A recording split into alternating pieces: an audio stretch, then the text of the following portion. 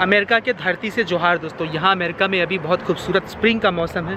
Spring को क्या बोलते हैं? वसंत ऋतु। और पेड़ों पे अभी रंगीन पत्ते आए हुए हैं, बहुत खूबसूरत लग रहा है। तो आप अमेरिका कैसे आ सकते हैं, यहाँ जॉब कैसे पा सकते हैं, उन चीज़ों के बारे में आप मुझसे सवाल पूछते हैं। तो आपने मेरे यूट्यूब चैनल में, इंस्टाग्राम में और ईमेल में जो सवाल पूछा था उसका जवाब मैं आज की वीडियो में देने वाला हूँ। तो वीडियो को आखिर तक देखते रहना।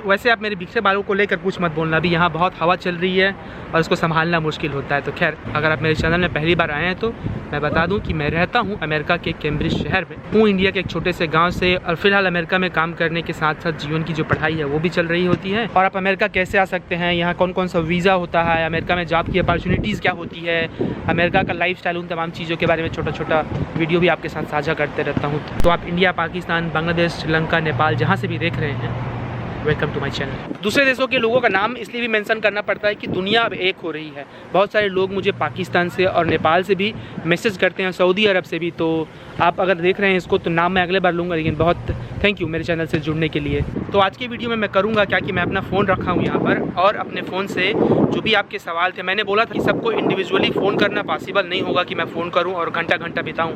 हालाँकि मैं करता हूँ वो भी काम, लेकिन बिताना थोड़ा सा मुश्किल होता है। तो मैं क्या कर रहा हूँ कि आप जो मुझे इंस्टाग्राम में मैसेज करते हैं या मेरे यूट्यूब में कमेंट करते हैं या फिर मुझे ईमेल करते हैं, तो शुरू के जो 10 क्वेश्चंस होंगे या ईमेल होंगे मैं उसका जवाब दूंगा। बाकी हो सकता है कि वही सवाल आपके भी हो, तो ये शायद आपके लिए भी जवाब हो सकता है। तो आज की इस वीडियो में मैं आपको छोटा छोटा टिप्स भी दूंगा, रिज्यूमे के बारे में, वीज़ा के बारे में और जॉब अप्लाई कैसे करते हैं उसके बारे में। अगर वो आपके लिए यूज़फुल हो तो आप उसको फॉलो कर सकते हैं, यूज़फुल नहीं हो तो क्या करना है, कुछ और काम करिए। और ये जो भी बात मैं बता रहा हूँ वो आपके सवालों के हिसाब से ही मैं जवाब दे रहा हूँ कि जितने सारे मुझे ईमेल आए हैं या जो भी मैसेज आए हैं उसके हिसाब से। मैं ये सब सवाल मैं अपने से बना नहीं रहा हूँ। तो सबसे पहले मैं इंस्टाग्राम के सवालों का जवाब देता हूँ। मुझे तकरीबन कितने मैसेज हैं यार, मतलब 150-200 से ज़्यादा मैसेजेस हैं मेरे इंस्टाग्राम में। तो इंस्टाग्राम में मैसेज करने वालों के लिए सबसे ज़रूरी बात कि मैंने बोला है कि मैं इंस्टाग्राम में बहुत एक्टिव रहता हूँ और मान लें मैंने आपका मैसेज देख भी लिया, उसका मतलब ये नहीं कि मैं तुरंत जवाब दूंगा।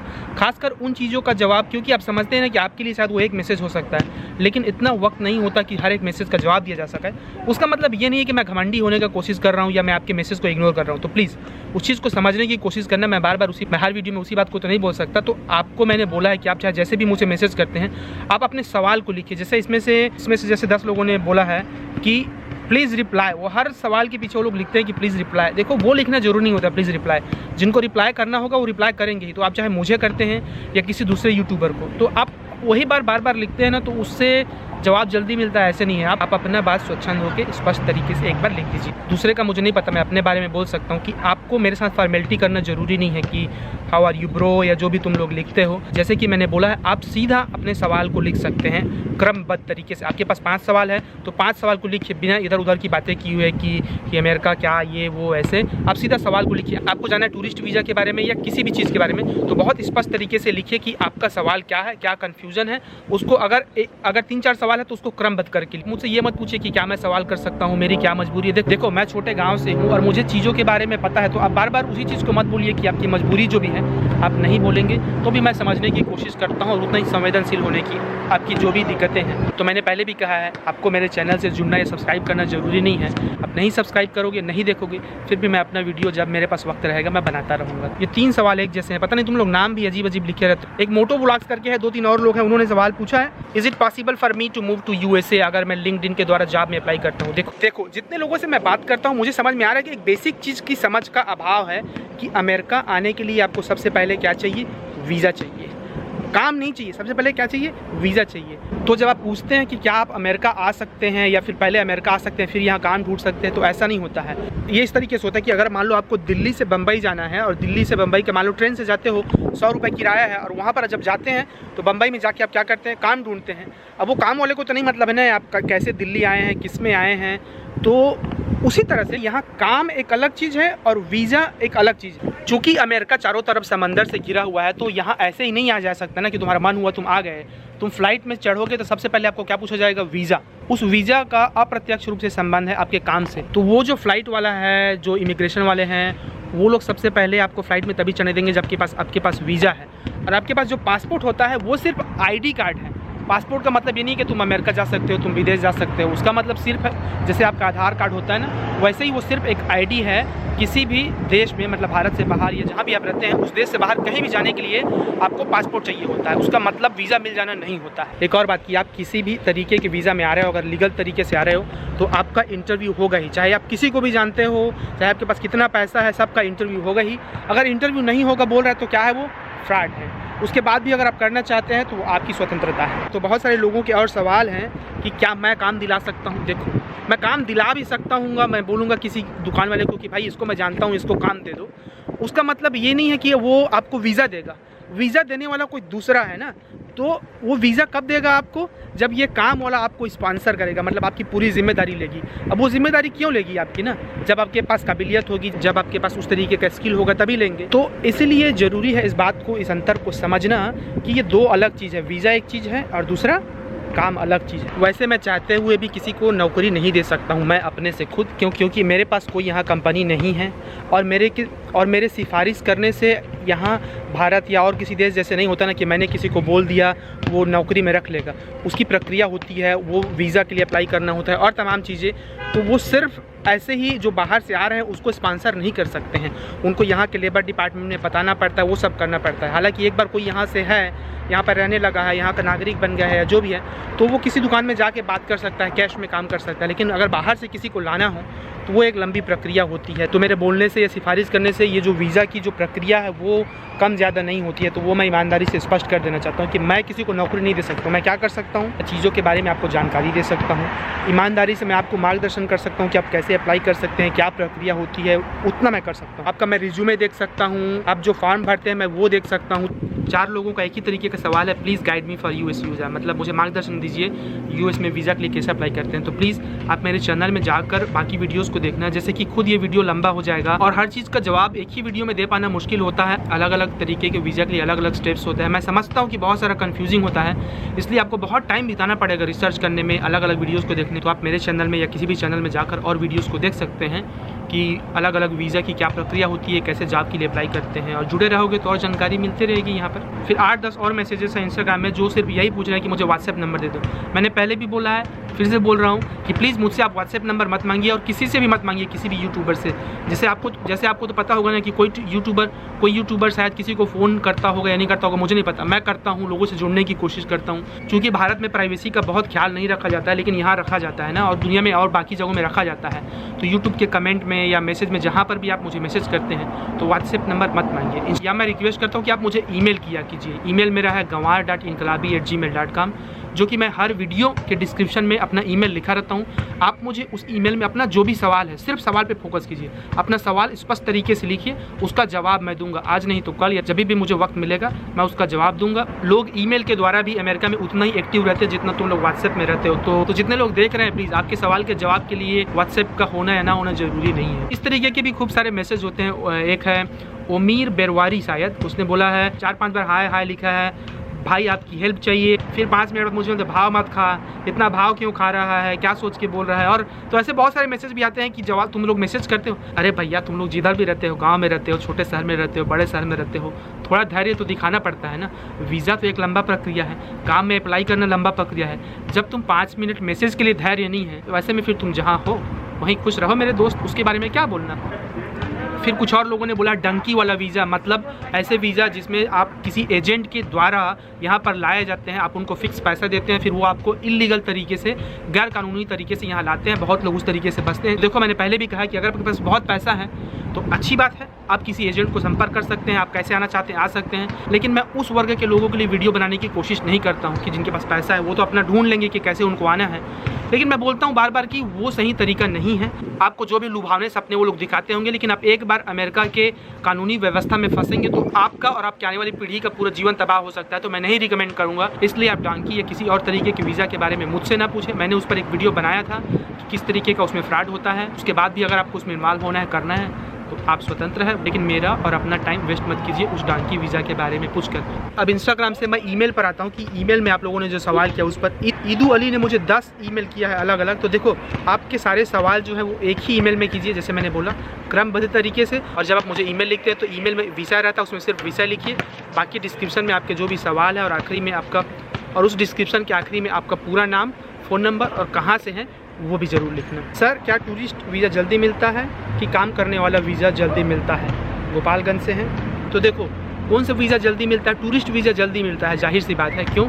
क्योंकि अगर आपके पास पैसे हो और आप यहाँ घूमने आना चाहते हैं तो यहाँ की जो भी इमिग्रेशन डिपार्टमेंट का जो विभाग होता है वो चाहते हैं कि आपके पास पैसा है, यहाँ पैसा खर्चा करेंगे तो उसमें बहुत टाइम नहीं लगता है कंपेयर टू काम वाला वीज़ा। क्यों? क्योंकि काम वाले वीज़ा के लिए पहले आपको काम के लिए अप्लाई करना पड़ेगा, अमेरिका में काम पाना पड़ेगा। अगला सवाल है अभिषेक साहब का। तो अभिषेक साहब है, हाय ब्रो, मैं +2 हूँ, मेडिकल स्ट्रीम से हूँ, मुझे वर्क वीज़ा कैसे मिलेगा और इसमें कितना खर्चा आ जाएगा? मेरे पास मेडिकल में 7 साल का अनुभव है। तो जैसे मैंने पहले ही बोला कि यहाँ अमेरिका में काम पाने के लिए आप काम के लिए लगातार अप्लाई कर सकते हैं, आपको काम मिलेगा। अगर कोई कंपनी होगी जो आपको स्पॉन्सर करना चाहती है वो स्पॉन्सर करेगी, और स्पॉन्सर तभी करेगी जब उनको लगेगा कि आपका स्किल जो है वो यूनिक है, आपके पास जो भी अनुभव है। इसीलिए आपको रिज्यूमे बहुत ज़रूरी है कि आपका रिज्यूमे यहाँ अमेरिका के हिसाब से हो। खासकर जो छोटे गांव कस्बे के लोग हैं उनका रिज्यूमे इतना गड़बड़ झाला रहता है उसमें, तो रिज्यूमे ठीक करना होता है। तो जब कोई कंपनी आपको काम के लिए किसी तरीके से स्पॉन्सर करती है ना, तो उसमें खर्चा क्या होता है? उसमें खर्चा ये होता है कि आपको वीज़ा के लिए अप्लाई करना होता है। वीज़ा का खर्चा जो होता है $300-400, और फ्लाइट का जो किराया लगता है यहाँ आने में 50-60 हज़ार रुपये के बीच में, वो 2 मुख्य खर्चे होते हैं शुरू के। उसके अलावा अलग से कोई खर्चा नहीं होता। बाकी आपको यहाँ आने के बाद रहने खाने का जो लगेगा सो लगेगा। शायद पता नहीं आपका सवाल यही था या नहीं। अगला सवाल है आनंद कटारिया का। उसने बोला कि 11 साल से टीचिंग डिपार्टमेंट में हूँ, क्या मुझे गवर्नमेंट में जॉब मिलेगा यहाँ पर? तो देखो शायद लगभग ये किसी भी देश में होता है, यहाँ पर अमेरिका में भी होता है कि यहाँ पर गवर्नमेंट जॉब पाने के लिए आपको यहाँ का रेजिडेंट या यहाँ का नागरिक होना पड़ता है। तो जवाब है नहीं, आपको सीधा भारत से यहाँ पर सरकारी नौकरी नहीं मिल सकती है। हालांकि ये यहाँ की जो सरकारी नौकरी होती है वो भारत या किसी और देश की सरकारी नौकरी जैसा नहीं होता है कि आपको एक बार नौकरी मिल गया है तो आपको जीवन भर चलेगा वो, या फिर उसमें ज़्यादा फैसिलिटी मिलता है, ऐसा नहीं होता। यहाँ की प्राइवेट नौकरियाँ भी लगभग वैसे ही होती है। विनय सिंह पंजाब से बोल रहे हैं कि I am proud of you. क्या तरीका है जिससे वो यहाँ अमेरिका आ सकते हैं और उसको एजेंट ने 2 बार स्कैम किया है? तो देखो मैंने पहले भी बोला यार दोस्तों, तुम लोग एजेंट के चक्कर में मत पड़ो। कोई एजेंट आपको नहीं ला सकता है, और एजेंट कोई बोल रहा है ला दूंगा तो वो फालतू बात कर रहा है। आपको सबको इंटरव्यू देना ही पड़ता है। ईजी और आसान तरीका क्या है? एक तरीके से बोलो तो ईजी और आसान तरीका कुछ भी नहीं है, आपको मेहनत सब में उतना ही करना पड़ेगा। तो आने के 2-3 तरीके हैं। आप यहाँ पढ़ने आ सकते हैं, या किसी से शादी करके आ सकते हैं, या काम करने आ सकते हैं। पढ़ने के लिए आएंगे तो स्टूडेंट वीज़ा में आना पड़ता है, यहाँ पढ़ना पड़ता है, फिर काम आसानी से मिल जाता है। फिर घूमने के लिए आना मुझे लगता है सबसे आसान होता है। आपके पास पैसा होना चाहिए 5-7 लाख रुपए से ज़्यादा, फिर आप घूमने आ सकते हैं। लेकिन घूमने आना चाहते हैं उसका मतलब नहीं कि आप यहाँ काम कर सकते हैं। अगर आप किसी को जानते हैं तो भले साथ काम कर सकते हैं। फिर 3-4 और ईमेल में एक ही तरीके का सवाल है कि मैं सुपरमार्केट में बात हूँ, ए नाम है एक का, और किसी का बहुत सारे नाम है वैसे ही, और बहुत सारे लोग हैं वैसे जिनके सवाल एक तरीके के हैं कि वो सुपरमार्केट में यहाँ काम करना चाहते हैं, कैसे वो मिलेगा? तो सुपरमार्केट में काम करने के लिए 2 तरीके से तुम कर सकते हो। एक, जैसे कि मैंने बताया था कि 2-3 वेबसाइट हैं, उस वेबसाइट में जाकर तुम अप्लाई कर सकते हो।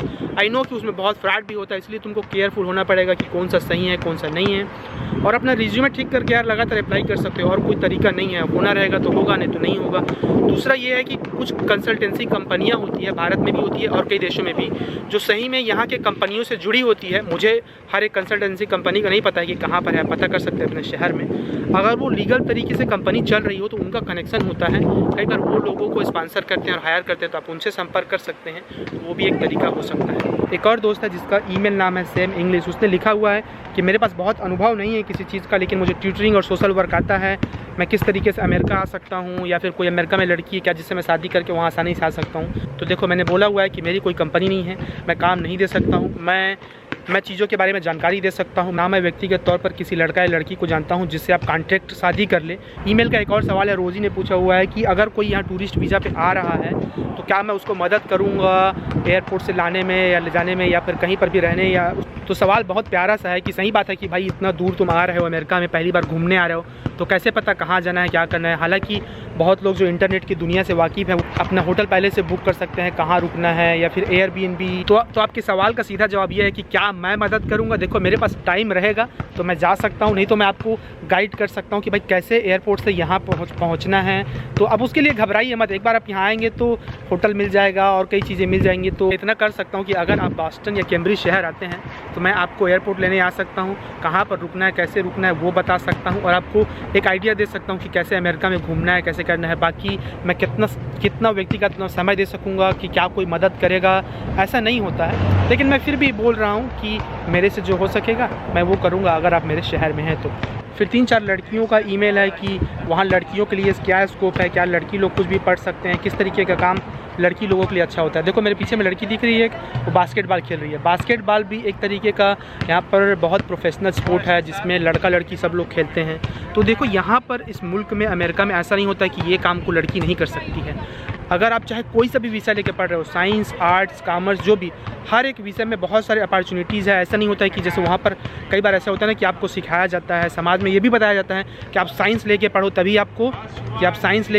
आप सक्सेसफुल होगे, तभी आप कुछ बड़ा बन सकते हो। नहीं, चाहे आप आर्ट्स लेके पढ़ रहे हो, कॉमर्स लेके पढ़ रहे हो, जो भी लेके पढ़ रहे हो, शिद्दत से उस विषय में मेहनत करोगे तो आप कुछ भी कर सकते। इसीलिए मैं बोलता हूँ कि अमेरिका चाहे आप किसी भी विषय में पढ़ने के लिए आ रहे हो, पढ़ने आइए, आपका ज़रूर कुछ न कुछ करियर बन जाएगा उस विषय में। और फिर अलग से ऐसा कुछ नहीं है कि लड़कियां लोग सिर्फ यही कर सकते हैं। लड़कियां या ट्रांसजेंडर लोग या जो भी हैं वो सब लोगों के पास भी यहाँ अमेरिका में उतनी ही अपॉर्चुनिटी होती है, वो किसी से कम या ज़्यादा नहीं होते। तो चलिए आज की वीडियो को यहीं तक रखते हैं, और बाकी मेरे द्वारा बताई गई बातें या जानकारी आपके लिए यूज़फुल होती है तो अपने दोस्तों के साथ भी शेयर कर सकते हैं और चैनल को सब्सक्राइब कर थोड़ा बहुत सपोर्ट भी कर सकते हैं। ठीक है, फिर मिलते हैं अगले वीडियो में, तब तक अपना ख्याल रखना। शुक्रिया, जोहार।